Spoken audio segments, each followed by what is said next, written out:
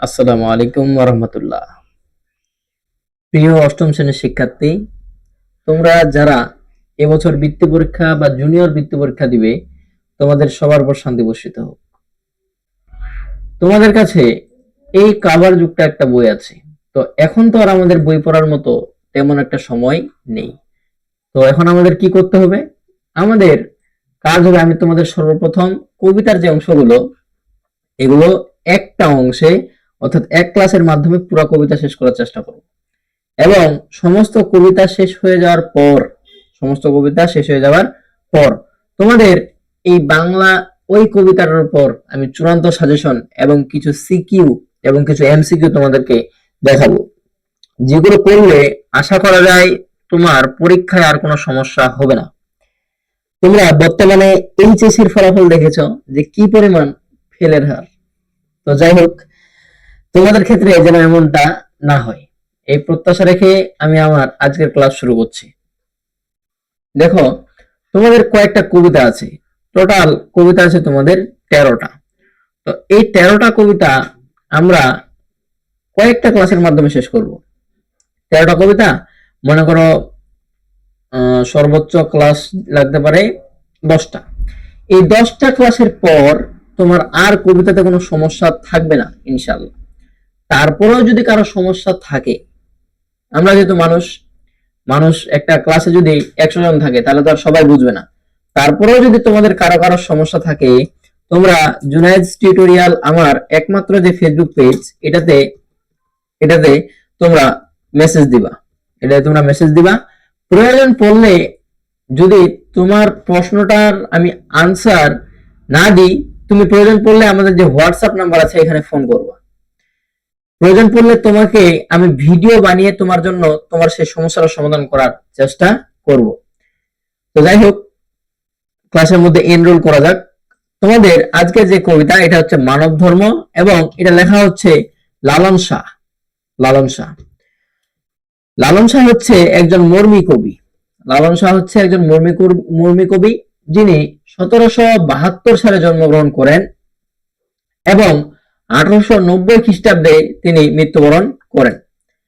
তো লালন শাহ ঝিনাইদহ মতান্তরে কুষ্টিয়ায় জন্মগ্রহণ করেন। অর্থাৎ অনেকে বলেছেন এই যে লালন শাহ মর্মী কবি বা মানবিক মর্মী কবি, এই মানবিক মর্মী কবি অনেকে বলে যে ইনি ব্রাহ্মণবাড়িয়া ব্রাহ্মণবাড়িয়া সম্ভবত ঝিনাইদহ, অনেকে বলে তিনি ঝিনাইদহ তে জন্মগ্রহণ করেছেন, আবার অনেকে বলে কুষ্টিয়াতে জন্মগ্রহণ করেছেন।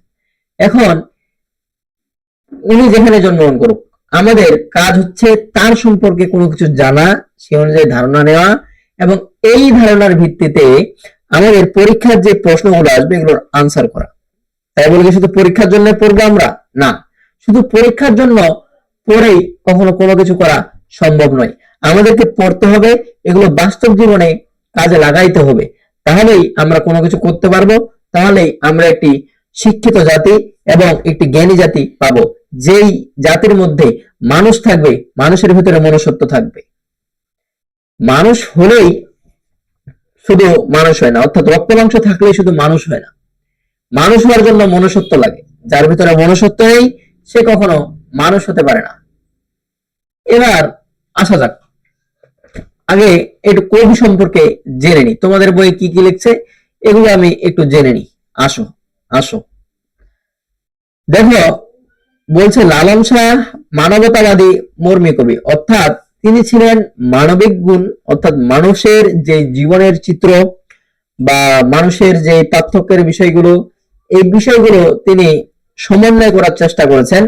এই জন্য তাকে বলা হয় মানবতাবাদী মর্মী কবি। তিনি কি ছিলেন? সাধক সিরাজ সাই বা সিরাজ শাহর শিষ্যত্ব গ্রহণ করেন। অর্থাৎ তিনি সিরাজ শাহের কি ছিলেন? শিষ্য ছিলেন। তিনি লালন শাহী বা লালন শাহ নামে পরিচিত হন। অর্থাৎ এই সিরাজ শাহ এর শিষ্যত্ব গ্রহণের পর, কার? সিরাজ শাহ এর শিষ্যত্ব অর্জনের পর তিনি কি করেন? তিনি লালন শাহ নামে পরিচিতি অর্জন করেন। তিনি নিজেকে ফকির লালন হিসেবে নিজের কবিতায় উল্লেখ করেছেন। অর্থাৎ লালন শাহ নিজেকে নিজের কবিতায় ফকির লালন হিসেবে উল্লেখ করেছেন। কেন করেছেন এটা একটু পরে তোমরা বুঝতে পারবা। প্রাতিষ্ঠানিক বিদ্যা লাভ না করলেও নিজের চিন্তা ও সাধনায় তিনি হিন্দু ও মুসলমান ধর্মীয় শাস্ত্র সম্পর্কে বিশেষ জ্ঞান অর্জন করেন। অর্থাৎ তিনি ছিলেন হিন্দু এবং মুসলমানের মধ্যে যে দ্বন্দ্বীয় বিষয়গুলো, যে দ্বন্দ্ব সম্পর্কিত বিষয়গুলো, যে বৈষম্যের বিষয়গুলো, এই বৈষম্যের বিষয়গুলো তিনি কি করতেন? সমন্বয় করার চেষ্টা করতেন। এই জ্ঞানের সঙ্গে নিজের অভিজ্ঞতা এবং উপলব্ধির মিল নিয়ে এক দর্শন প্রচার করেন। গানের মধ্য দিয়ে এই দর্শন প্রকাশ পেয়েছে। আধ্যাত্মভাব এবং মর্মী রসদ ব্যঙ্গত্ব গানের বিশেষ বৈশিষ্ট্য। অর্থাৎ এই লাইনটা একটু ইম্পর্টেন্ট। অর্থাৎ যে মর্মী গানের বিশেষ বৈশিষ্ট্য কি এগুলো একটু জানবা। তিনি সহস্রাধিক গান রচনা করেছেন এবং সর্বশেষ যে বিষয়টা দিচ্ছে, তিনি 1772 খ্রিস্টাব্দে ঝিনাইদহ মতান্তরে কুষ্টিয়ায় জন্মগ্রহণ করেন। কুষ্টিয়ায় লালন মেলা নামে একটা মেলা অনুষ্ঠিত হয়। তোমরা এই মেলাটা পারলে ভ্রমণ করবা, তাহলে লালনের সম্পর্কে তোমাদের জ্ঞান আরো ইনক্রিজ হবে, আরো ডেভেলপ হবে। 1890 খ্রিস্টাব্দে কুষ্টিয়ার ছেউরিয়ায় তার মৃত্যু হয়। এখানে মিস্টেক করছে বানান। দেখো, এবার আসি, এবার একটু পড়ি যে তোমাদের এই কবিতাটাতে মূলত এই কবি লালন শাহ কি বোঝাতে চেয়েছেন। মানব ধর্ম অর্থাৎ মানুষের যে ধর্ম, এই ধর্ম নিয়ে এই কবিতায় আলোচনা করা হয়েছে। মানুষের ধর্মের যে একটা পার্থক্য, মানুষের ধর্মের পার্থক্য কেন হইলো, কিভাবে হইলো। এক কবি বলেছিলেন যে নানা বরণ গাভীরে ভাই একই বরণ দুধ, জগৎ ভরমিয়া দেখে সবে একই মায়ের পুত। অর্থাৎ মাতা একই, কিন্তু সন্তানের মধ্যে কি হয়ে গেছে? ধর্মের ভেদাভেদ হয়ে গেছে। এবার বলা হচ্ছে সব লোকে কয় লালন কি জাত সংসারে। অর্থাৎ সবাই বলে যে মানুষের লালন, মনে করো লালন এখানে নাম দিয়েছে, এখন লালন বলে তোমরা মানুষ মনে করো এখানে, যে সব লোকে কয় লালন কি জাত সংসারে। অর্থাৎ এই যে জগৎ সংসার, এই যে আমাদের সমাজ, এই সমাজে এই যে লালন বা এই যে মানুষ কোন জাতের? লালন কয় জেতের কিরূপ। অর্থাৎ এই কবি বলছেন যে জেতের কিরূপ দেখলাম না এ নজরে। অর্থাৎ জাতের কিরকম পার্থক্য আমি এই নজরে দেখি নাই। অর্থাৎ জাতের যে পার্থক্যটা এটা কিভাবে আসলো, এটা এবার আসতেছে। এবার বলছে কেউ মালা কেউ তসবি গলায়। অর্থাৎ যারা তোমরা হিন্দু আছো তারা কি করে? মালা পরো, এবং কেউ কেউ কি করে? তসবি। অর্থাৎ মুসলমান ধর্মাবলম্বীরা তারা কি করে? তসবি গুনে, এবং এই তসবি তারা মাঝে মাঝে গলায় পরে। তো কেউ মালা কেউ তসবি গলায়, তাইতে কি যা ভিন্ন গলায়। অর্থাৎ এই যে কেউ মালা আর কেউ তসবি, তো এই দুটার মধ্যে পার্থক্য আছে না, যে মালাই করে তাকে বলা হয় তাকে হিন্দু বলে, আর যে তসবি করে তাকে বলা হয় মুসলমান। তো যেই তসবি এই কিন্তু মালা। তো মালা আর তসবি যখন মুসলমান এই তসবি গলায় নেয় তখন তাকে বলা হয় মুসলিম, আর যখন হিন্দু এই এই মালা গলায় নেয় তখন তাকে বলা হয়, আবার ওই তসবি যখন মালা হিসেবে পড়ে তখন তাকে বলা হয় হিন্দু। তো এই জন্য বলছে কেউ মালা কেউ তসবি গলায়, তাইতে কি যা ভিন্ন গলায়। অর্থাৎ যেই মালা সেই তো তসবি। এখন যে মালা পরে তাকে মুসলমান কেন বললো, তাকে হিন্দু কেন বললো, আর যে তসবি পড়লো তাকে মুসলিম কেন বললো। যাওয়া কিংবা আসার বেলায় জেতের চিহ্ন রয় কার রে। অর্থাৎ মানুষের জন্ম এবং মৃত্যুর সময় যখন তুমি পৃথিবীতে আসো তখন কি তোমার জাত ঠিক থাকে? তুমি মনে করো মুসলিম পরিবারে জন্মগ্রহণ করলে তোমাকে বলা হয় মুসলমান, হিন্দু পরিবারে জন্মগ্রহণ করলে হিন্দু, খ্রিস্টান পরিবারে জন্মগ্রহণ করলে খ্রিস্টান। অর্থাৎ তুমি যেই পরিবারে জন্মগ্রহণ করো ওই পরিবারের জাত তোমার সাথে লেগে যায়। কিন্তু আসার পূর্বে তোমার কি কোনো জাতের চিহ্ন ছিল? যাওয়া কিংবা আসার বেলায় হিন্দুরও মৃত্যু হয়, মুসলিমেরও মৃত্যু হয়, প্রত্যেকেরই মৃত্যু হয়। তো এই মরার সময় কি মৃত্যু বলে যে এই হিন্দু একে আমি মারবো না, এই মুসলিম একে আমি মারবো না, বলে কি? না, সবারই জন্ম আছে, সবারই মৃত্যু আছে। এই জন্য কবি এখানে বলছেন যাওয়া কিংবা আসার বেলায় জেতের চিহ্ন রয় কার রে। অর্থাৎ যাওয়া আসার সময়, এই যে পৃথিবীতে আসলাম এবং পৃথিবী থেকে চলে যাব, এই সময়টাতে কার কার জাতের চিহ্ন রয়, কারো কিন্তু জাতের চিহ্ন থাকে না। এবার কবি আরেকটা উদাহরণ দিচ্ছে। গড়তে গেলে কূপ জল কয়, গঙ্গায় গেলে গঙ্গা জল হয়। গড়তে গেলে কূপ জল কয়। অর্থাৎ এই যে বৃষ্টির পানি, এই বৃষ্টির পানি যদি বাহিত হয়ে বা মেঘ থেকে পড়ে কূপে পড়ে বা গর্তে পড়ে, তাহলে সেটাকে বলা হয় কূপ জল। আর গঙ্গায় গেলে এটাকে বলা হয় গঙ্গা জল, বা নদীতে গেলে এটাকে বলা হয় নদীর জল। গঙ্গা হলো একটা নদী, আর গঙ্গায় গেলে গঙ্গা জল হয়। কিন্তু দেখো তো, যারা হিন্দু ধর্মাবলম্বী আছো তারা এই গঙ্গা জলকে পবিত্রতার প্রতীক হিসেবে মানো, কিন্তু কূপ জলকে কি পবিত্রতার প্রতীক হিসেবে মানো? অবশ্যই মানো না। হ্যাঁ, তো দেখো, পানি কিন্তু এটাও, পানি কিন্তু এটাও। এই জন্য বলছে যে গর্তে গেলে কূপ জল হয়, গঙ্গায় গেলে গঙ্গা জল হয়। মূলে এক জল, সেজে ভিন্ন নয়। মূলে কিন্তু এক জলই, অর্থাৎ শুরুতে যে পানি ছিল পরেও সেই পানি আছে, সেজে ভিন্ন নয়। ভিন্ন জানাই পাত্র অনুসারে, অর্থাৎ যে পাত্রে তুমি পানিটা নিবা সেই পাত্র অনুযায়ী হয়ে যায়। তুমি যখন এক গ্লাস পানিকে একটি গ্লাসে নিবা তখন সেটা হয়ে যায় এক গ্লাস পানি, আর যখন আবার ওই পানিকে তুমি একটা জগে নিবা তখন সেটা হয়ে যায় এক জগ পানি। এইটুকুই হচ্ছে পার্থক্য।